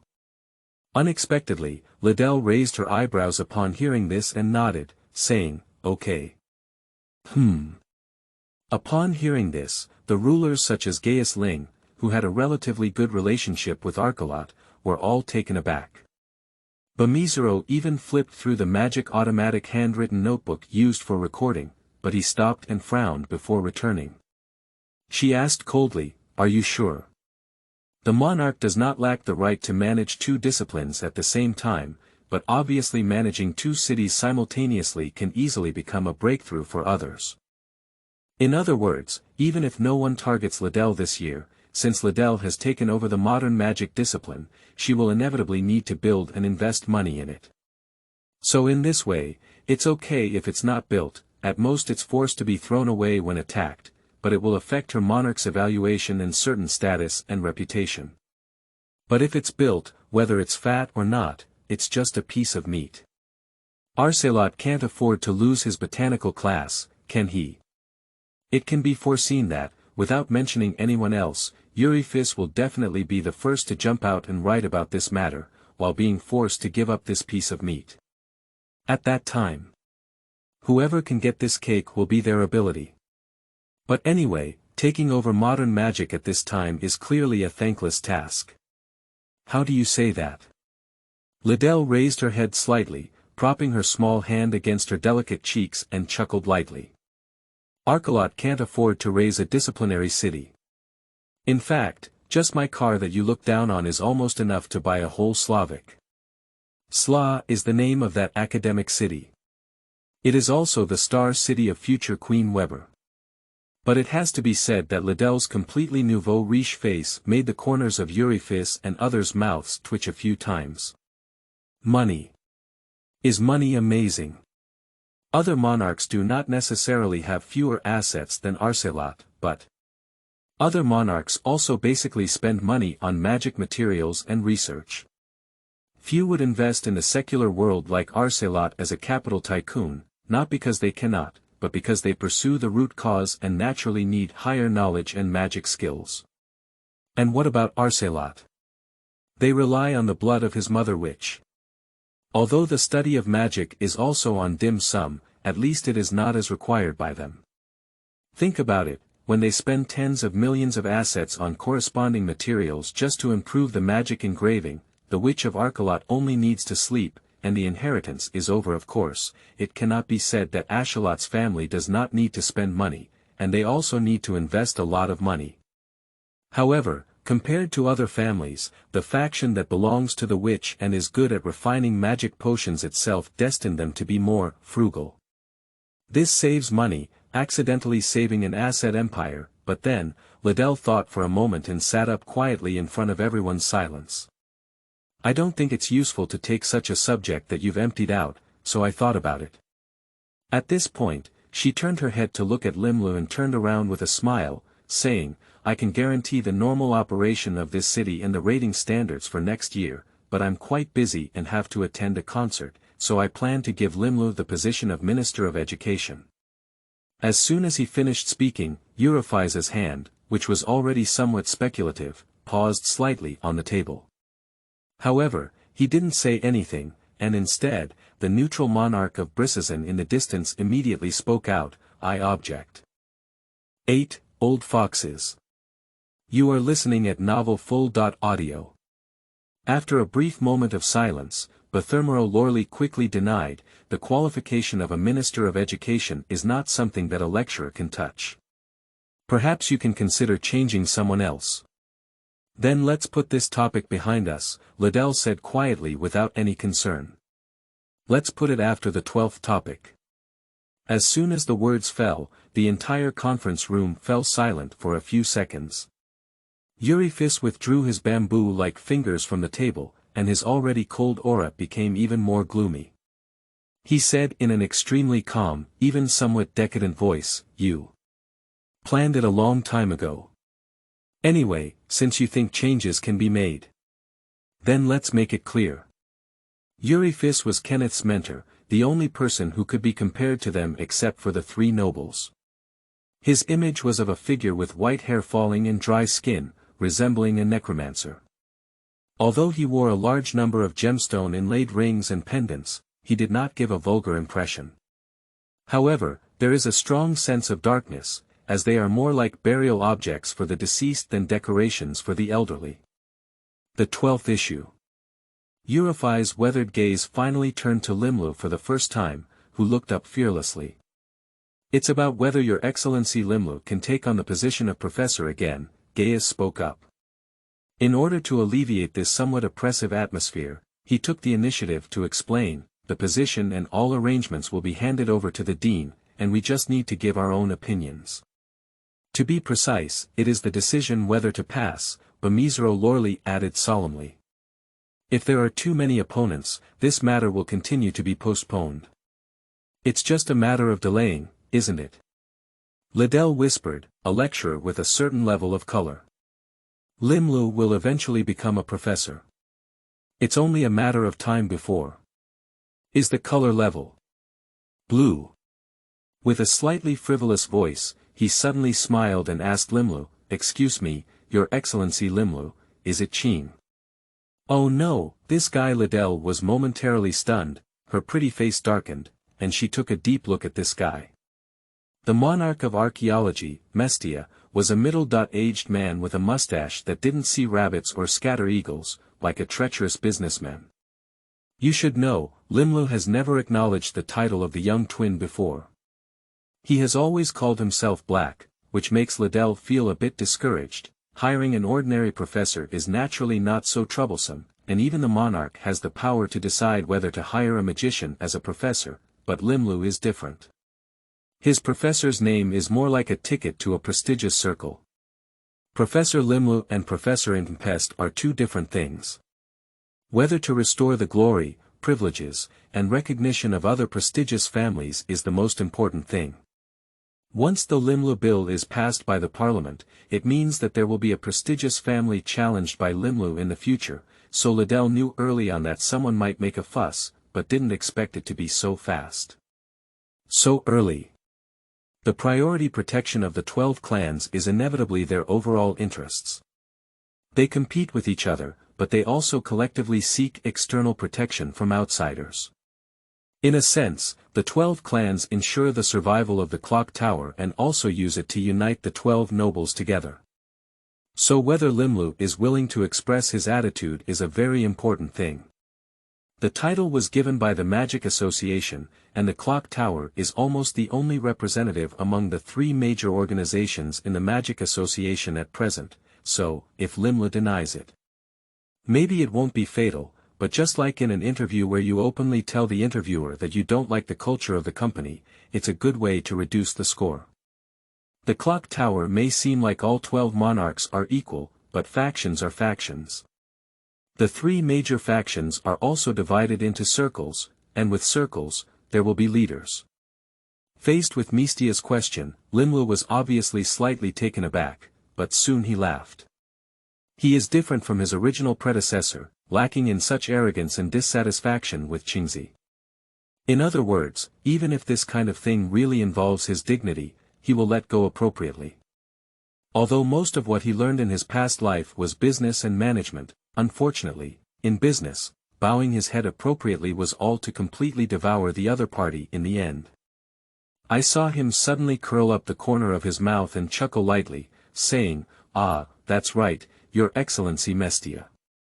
His voice was light, and Liddell turned back to look at him in surprise, only to see the gold in his eyes, mixed with a hint of depth at some point. "It's blue, that's right. Perhaps business knowledge may not be appropriate for dealing with monarchs, but Limlu does not believe that his existence with various means and thinking in later generations will not be able to handle this group of rigid magicians. Since you invited me to play, I'll come and see who the giant shark is at the end. And then, winners take it all." "Oh." Mistia choked on the unexpected answer from the other party and could only shake her mustache, saying, "Ahem, it seems that Your Excellency Limlu has undergone significant changes recently, duh." "It's quite big," Limlu shook her head and continued, "Do you have anything else you want to ask?" "Mistia." "Your Excellency." He deliberately emphasized the tone on the words of Mestia. "Apart from telling Lousy that he remembers you, what's more important is that he knows that the other party belongs to the neutral faction and is not afraid of offending them, because in any case, most neutral and democratic monarchs will not agree to his joining, because both he and his close friend Akelot are naked aristocratic factions. In such a complex relationship, even Eurifis, who is at odds with Arteluqi, is more likely to support himself than the other party. After all, the 12-seat aristocracy holds 6 seats, which is essentially equivalent to having 1 vote of negation, and with the words of Limlu Good Guy, just change the college council to an aristocratic council." Watching Limulu exert pressure on a monarch, a hint of surprise flashed in Eurifis's eyes, while Gaius Ling showed a hint of relief. Sure, his own kid didn't hurt himself this time. On the side, Tranbilio slightly opened his eyes and suddenly spoke in a faint voice, like an old man who had just woken up. "Speaking of which, Your Excellency Limlu is currently a 3rd-level lecturer in all basic subjects, right? So becoming a professor is probably also a professor in all basic subjects, right?" As soon as everyone heard this, they all cursed inwardly, "This shameless old guy." This is clearly a blatant suggestion that, as long as you agree to be a professor of all basic subjects, I will support you. Isn't the ruler of all basic disciplines his Trembilio? Is this preparing to get the moon first near the water tower? 9. Imperial Palace Cutting and Inheritance. You are listening at novelfull.audio. Isn't the professor and position arranged by the dean? Upon hearing this, Limlu showed a hint of doubt. Although it was proposed by the dean, after all, each magician's research direction generally has their own style and specific field. It's like a PhD who excels in biology cannot go to the field of physics. So even if it is designated by the dean, it is likely that he will ask you and then distribute it based on your subjective thoughts and performance over the years. Liddell enthusiastically explained, moreover, based on the dean's years of acting style, your subjective thoughts will actually have the vast majority of influence. In other words, does the dean's style respect the opinions of each magician? Limlu nodded slightly to indicate that she knew and pondered for a moment. I have to say, the feeling of being stared at by 12 big shots is quite exciting. Although that's the case, it's true that this kind of thing still depends on the dean's allocation when the time comes. Limlu politely declined, nodding apologetically at Tranbilio. However, I have been a lecturer in the field of magic infection for several years, which is one of the few areas where I still have some experience. Therefore, if there is really a change in position, I hope that His Excellency Tranbilio will retain my position as a lecturer in Mischias at that time. Misties is the term used to refer to all basic subject classrooms. This answer did not come as a surprise to other monarchs. After all, this approach was similar to Kenneth's independence from the Ermero faction under the leadership of Felice, and also used a similar way to indicate that the relationship between the two sides is still good. That is, he has always retained his position as a first-class lecturer there. The unexpected answer may not have satisfied Tranbilio, but it is also somewhat unsatisfactory. After all, this is just the standard answer and psychological bottom line he predicted before. In fact, it was almost impossible for him to stop Limlu from becoming a professor.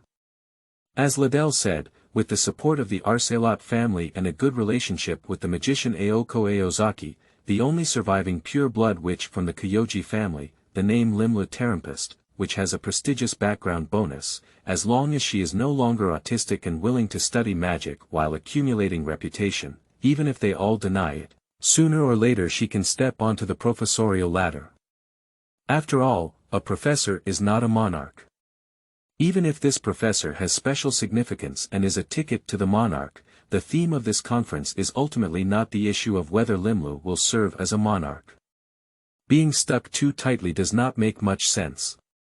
It can be said that regardless of whether this issue is passed or not, from the moment Limlu expressed his willingness to accept the dean's summons, he had already been nominated as a first-class lecturer, and the title of professor would fall on him no later than a year later. So, why do the 12 monarchs still bring up this issue? It's very simple, to exchange interests and attitudes.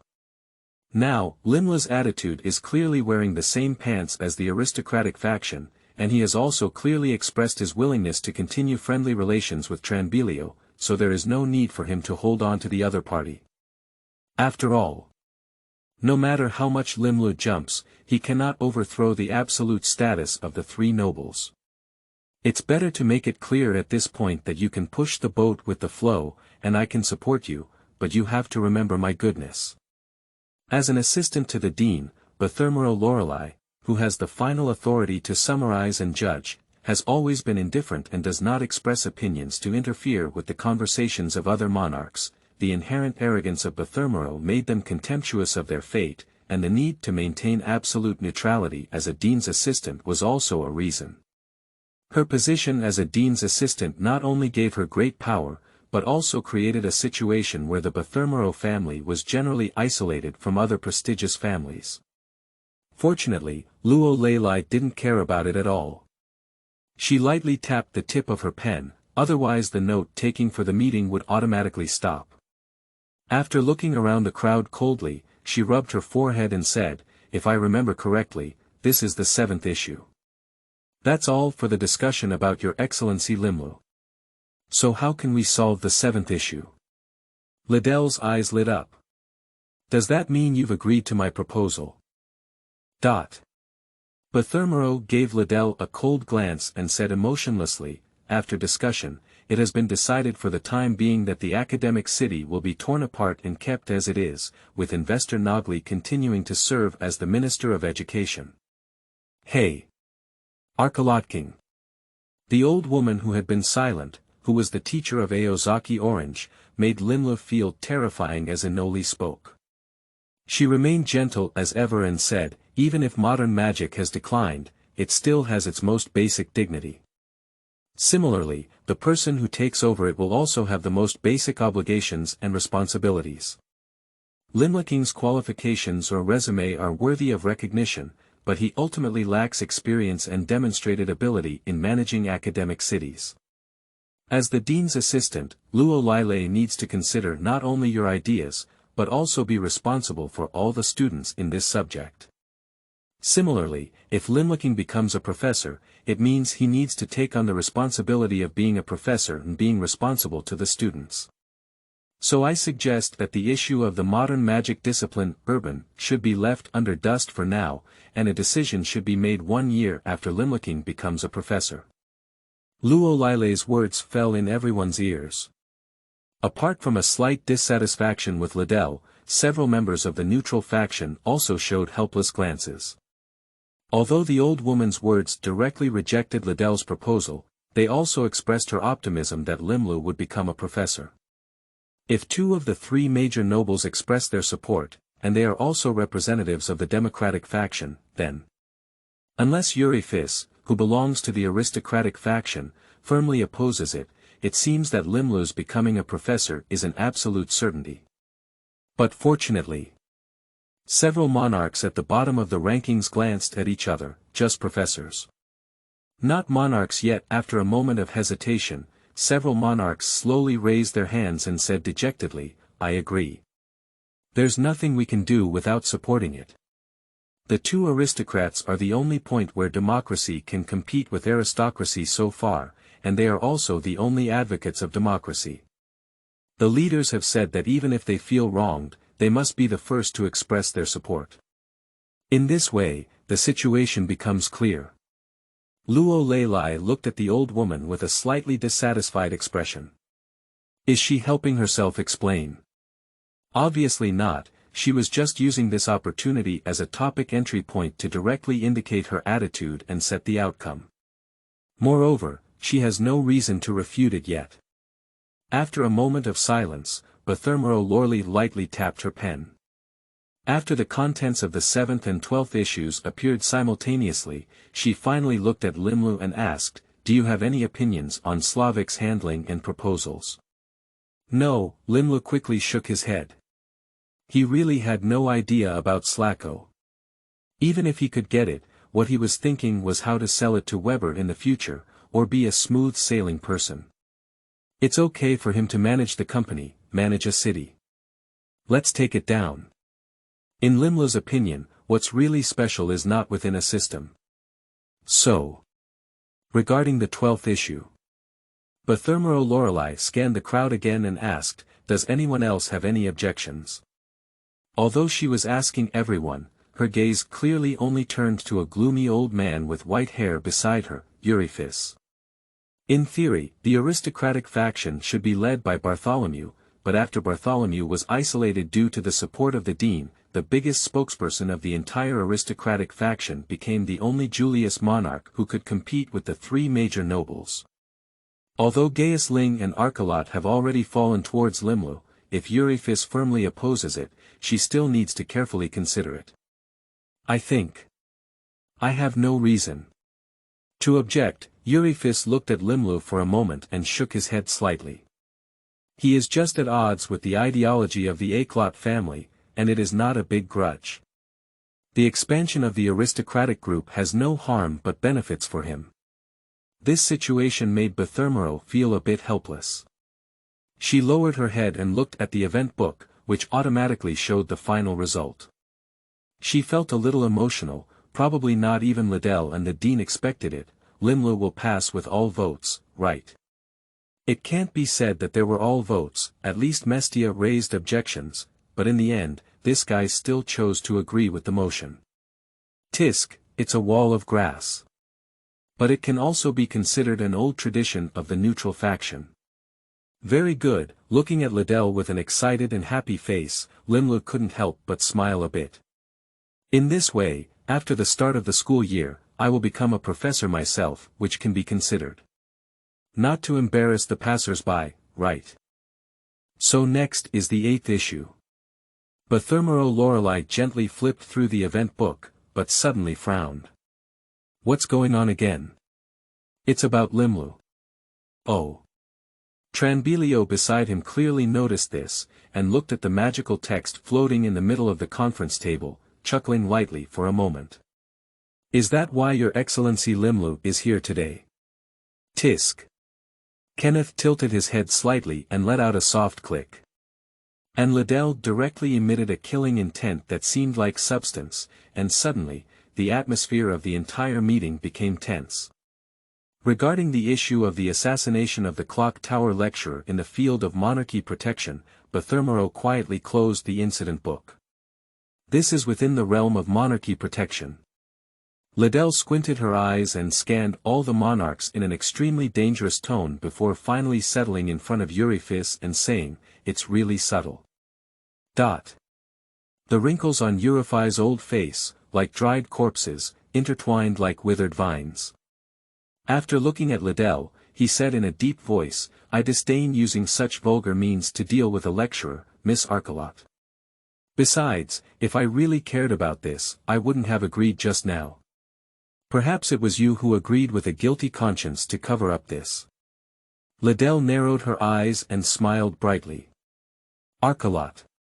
Gaius instructed the monarch to knock on the table to stop Liddell's small emotions, causing her to be slightly stunned. With a rather unwilling moan, she sat back in her seat. The ruler of Gaius Ling is considered her uncle in terms of seniority, and she still needs to give some face, indeed, Liddell. At this moment, Limlu couldn't help but chuckle as she pinched Liddell's shoulder with both hands, smoothing her hair and saying, "At least, the magician who assassinated me used a modern weapon." Obviously, that was a magician. Magicians refer to those who use magic as a tool and are generally deeply despised by traditional magicians. I believe that with the pride of His Excellency Eurifis, it is impossible to command a magician to take my life no matter what. Liddell had never thought about this, but obviously, Eurify's usual gloomy aura, which looked like a venomous snake, always made people feel that the conspiracies and tricks were from him. In addition, in the situation where concern leads to chaos, Liddell still had some upper hand. "Which side are you on?" Liddell angrily turned her head and glared at Limlu, but the corners of her mouth and eyes immediately narrowed into crescent moon. Obviously, Limlu's proactive smoothing of hair satisfied her very much. "Not bad, not bad. Surprisingly, you gave me a massage. Has this what finally opened up?" Sitting Liddell was as short as standing Limlu, which caused her to almost raise her head and touch Limlu's chin with her forehead. A faint fragrance wafted out of her soft hair. Looking at her delicate collarbone, Limlu suddenly felt. It seemed like he was also quite profitable. But no matter what, if you dare to take action within the scope of the clock tower, it must be a challenge to the authority of the clock tower. Bathermero first assessed the entire incident, then stood up and leaned against the table, a huge and majestic aura pressing down on everyone, saying word by word. "The information about the assassins has been transmitted from the Church of the Holy See, and I believe everyone will not give up the glory of a magician to come into contact with this infamous magician killer. However, since the other party can succeed, I believe there must be some indulgence from individual monarchs." As soon as these words were spoken, all the monarchs fell silent for a moment. Isn't this nonsense? They didn't condone the opponent's ability to break through the double-digit surveillance and shoot that shot. I hope that in the future, this kind of thing will never happen again. Bathermero's gaze seemed to be with a knife, and after a fierce glance at all the monarchs, he said seriously, "The majesty of the clock tower. No, wrong, provoke. With such a great momentum, Limlu forcefully pressed down on the timidity aroused by the other person's gaze, but his gaze suddenly turned to the light curtain in the middle of the conference table. He keenly sensed the information in Bathermero's words just now. Can the notorious magician killer be the one he knows? That emotionless justice envoy. Wei Gong. Cut off the air. 10. Designated seal. You are listening at Novel Full.audio. With the gradually emerging information in the light curtain, Limlu finally felt that the content and rhythm of the entire meeting had arrived in the field he was familiar with. In this era, the assassin, who appears slightly young in the center of the light curtain and has already possessed a gloomy vicissitudes temperament, has already gained a reputation in the ears of all monarchs. However, his biggest infamy so far is probably the fact that he personally crashed a plane and killed his own teacher 2 years ago. However, it is evident that the assassination of the lecturer at the headquarters of the clock tower has added a strong resume to his notorious reputation. Natalia's student, Phyllis's gloomy voice carried a different emotion. He has taken a completely different path from Natalia. Don't be such a roadless person. Liddell seemed to be particularly sensitive to Euryphis. With a habitual frown, she said fiercely, "That's this guy, right?" 80%, Bethermero said coldly, clasping his hands.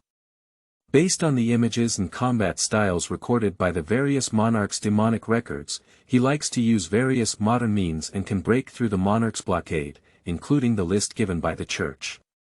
His likelihood is the highest. Tisk, modern methods. Liddell squinted her eyes slightly. Arkelot likes this kind of enemy. After she finished speaking, she lifted her head slightly.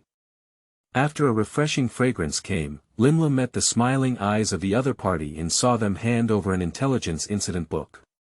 Perhaps in the future, magic that requires casting materials and specific props may not necessarily be more convenient than technology, but at least now. Limlu can determine the convenience of magic, just like this intelligence book that can transmit content through touch. After flipping through a few pages, Limlu found that most of it was no different from his memory, except for the addition of many detailed event records. However, from the records, it seems that most of what Wei Gong Qieshe did was recorded, which is equivalent to keeping a record, which made him very puzzled. Such detailed intelligence. Hadn't the Magic Association considered clearing the other party before? The intelligence is detailed because many things the other party has done can be traced back through magic to confirm that he did it. Upon hearing Limlu's question, a seemingly friendly monarch explained, however, it is also true that although the Church of the Holy See has launched a crackdown on the other party's actions as heretics, the Magic Association has not taken any action against him in recent years. Why? Upon hearing this, even Liddell couldn't sit still. As a hands-off shopkeeper, she didn't really care about these messy magician affairs, but when it came to Limlu, she had to care. Therefore, she even deliberately disgusted everyone. Is there a prestigious family standing behind the other party? Upon hearing these words, Euryphisa's lips twitched, and no matter how he listened, he felt like the other person was hinting at him, like pointing fingers and cursing. At this moment, Limlu spoke instead. He leaned down slightly and placed the final page of the intelligence's verdict in front of Liddell. He pointed to the line of words with his small hand and read. Because the target audience of Wei Gong Qieshe is generally illegal magicians and those who hold the identity of designated executors with seals. Liddell was slightly confused. Next time you read the intelligence, remember to finish it. Limlu chuckled in her ear and then straightened up, saying, I understand that the designated executor of the seal should come from his mentor Natalia. But what I don't understand is that I don't seem to be considered a illegal sorcerer, do I? Haha. Kenneth couldn't help but sneer and say, you don't need to care about those words, Your Excellency Limlu. After all, for that fool, the illegality in his eyes is opposite to the views of most magicians. In fact, according to the seal regulations of the Magic Association, most of the magicians who were punished were wanted for violating the secret disclosure, which led to bounty hunters' pursuit of these illegal magicians. In another sense, it can also be considered as protecting ordinary people and upholding the rules of the Magic Association. In this regard, although Wei Gongqie has always been somewhat contemptuous of the Magic Association, he ultimately did not reclaim his identity as an executor. The old woman Enoli explained appropriately that she was the one who judged almost all the rules and reasons behind these, so she could really come up with them at her fingertips. Doesn't killing the mentor count at all? Limlu looked up. In the traditional magic world, killing a master is much more serious than killing a father. He has legitimate reasons, the old woman continued. If we didn't destroy the plane at that time, the influence of magic would expand and the mystery would leak out. Therefore, although his behavior is despised by all magicians, it is justifiable in terms of behavior. However, since inheriting the magic imprint of 1/5 of his father's palace matrix, he himself has not had any communication with the Magic Association. In a sense, it is estimated that he has never paid attention to the Magic Association's views on him. Okay, I have no more questions. Limlu put down the intelligence and scanned the crowd. It was evident that if it weren't for the sudden attack on Limlu, which provoked the dignity of the clock tower, most monarchs would have seen this intelligence or record for the first time. That's right, after all, Wei Gongqia, a notorious magician who poses no threat to everyone, doesn't even have the qualification to mention it in their eyes. How could they care? However, this intelligence is really detailed. Limlu looked at the intelligence on the table and once again elevated the terrifying influence of the clock tower in his heart. In addition to his terrifying recording ability, there was also the memory or rapid reception and information processing ability of these monarchs. When it comes to a character who has never paid any attention to them, whether it is Eurofai's ability to quickly find fragments of the other person from his memory without even looking at intelligence, or Enoli's ability to clearly describe the reasons for countless decisions he has made, all indicate that this group of old people is still exceptionally powerful. So how does the Magic Association plan to handle this matter? Liddell's pretty face turned red when she regained her senses, and she twisted Limlu's arm in dissatisfaction, turning her head and asking, "Shouldn't we let the other party go this time?" "Oh," she said, taking a few more glances at the intelligence to prevent her from making another move, and then a calm mockery. "This guy actually has the right to enter and exit the clock tower. There won't be any more in the future," Bethermero replied softly. "First, retrieve the identity of the designated executor of the seal, list them as the designated object of the seal, and demand and announce bounties." At this point, she paused and glanced at the monarchs, saying, "However, these are all basic procedures, as the other party has violated the dignity of the clock tower. Whether to send the monarch as the designated executor of the seal for rapid recovery and which monarch to send are the key elements of this issue. Meanwhile, the precious materials designated for this sealing will also be kept by the recycler for experimentation or research. The sealing designation is nominally used to imprison certain magicians with special talents in the name of protection, as well as to recover magicians who violate this rule in order to maintain mystery and prevent it from being leaked. But in reality, this is just a legitimate way for the Magic Association to exclude and reuse magicians who do not cooperate with their rule.